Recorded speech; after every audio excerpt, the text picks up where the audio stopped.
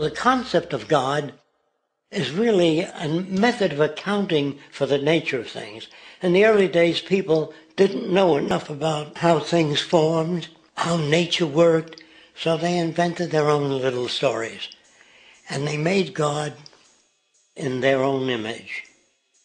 A guy that gets angry. When people don't behave right, he creates floods and earthquakes. They say it's an act of God. A cursory glance at the suppressed history of religion reveals that even the foundational myths themselves are emergent culminations, developed through influence over time. For example, a cardinal doctrine of the Christian faith is the death and resurrection of Christ. This notion is so important that the Bible itself states, "And if Christ be not risen, then is our preaching vain, and your faith is also vain."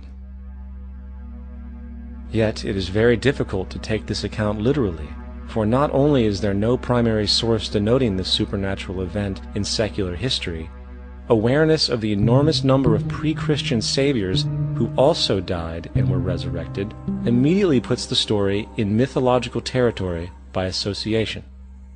Early church figures such as Tertullian went to great lengths to break these associations, even claiming that the devil caused the similarities to occur, stating in the 2nd century, "The devil, whose business is to pervert the truth, mimics the exact circumstance of the divine sacraments.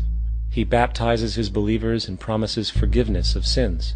He celebrates the oblation of bread and brings in the symbol of the resurrection. Let us therefore acknowledge the craftiness of the devil, who copied certain things of those that be divine."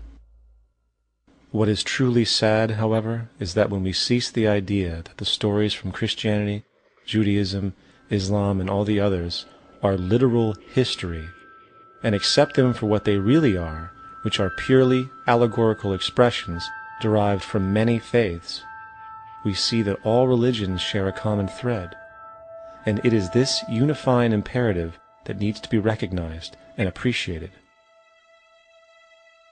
Religious belief has caused more fragmentation and conflict than any other ideology. Christianity alone has 34,000 different subgroups. The Bible is subject to interpretation. When you read it, you say, "I think Jesus meant this. I think Job meant that. Oh no, he meant this." So you have the Lutheran, the Seventh-day Adventist, the Catholic, and a church divided is no church at all. And a church divided is no church at all.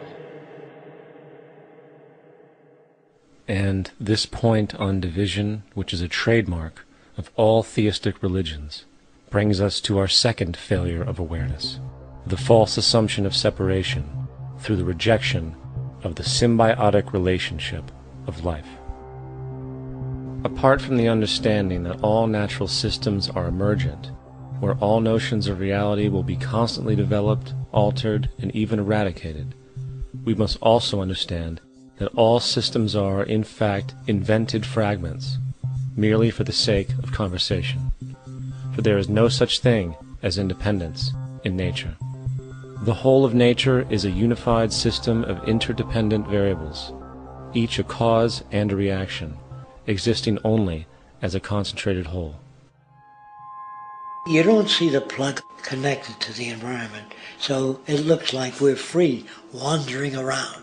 Take the oxygen away, we all die immediately. Take plant life away, we die. And without the sun, all the plants die. So we are connected.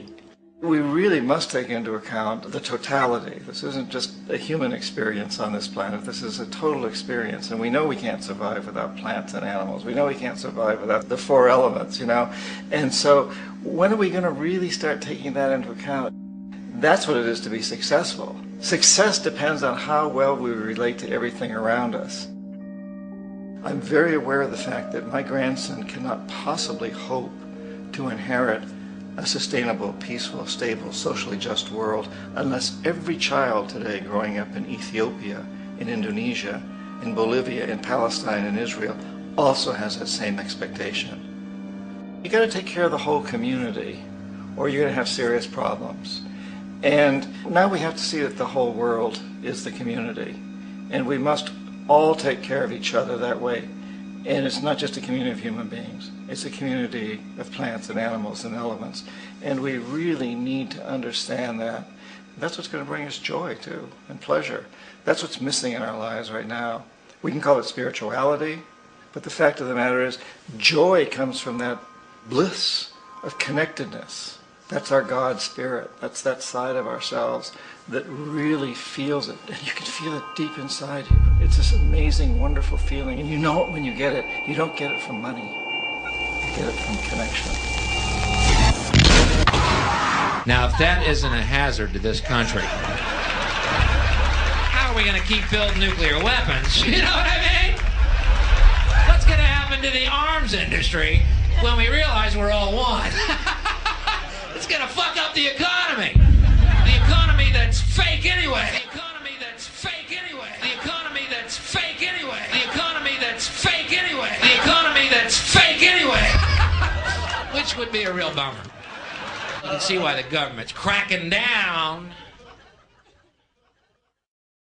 on the idea of experiencing unconditional love.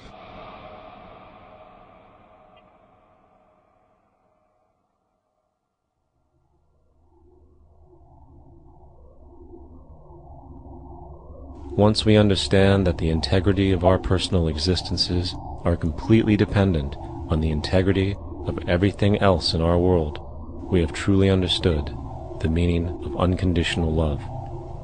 For love is extensionality, and seeing everything as you and you as everything can have no conditionalities. For, in fact, we are all everything at once. If it's true that we're all from the center of a star, every atom in each of us from the center of a star, then we're all the same thing. Even a Coke machine or a cigarette butt in the street in Buffalo is made out of atoms that came from a star. They've all been recycled thousands of times, as have you and I. And therefore, it's only me out there. So what is there to be afraid of? What is there that needs solace-seeking? Nothing. There's nothing to be afraid of because it's all us. The trouble is we have been separated by being born and given a name and an identity and being individuated. We've been separated from the oneness, and that's what religion exploits, that people have this yearning to be part of the overall one again. So they exploit that. They call it God. They say he has rules. And I think it's cruel. I think you can do it absent religion.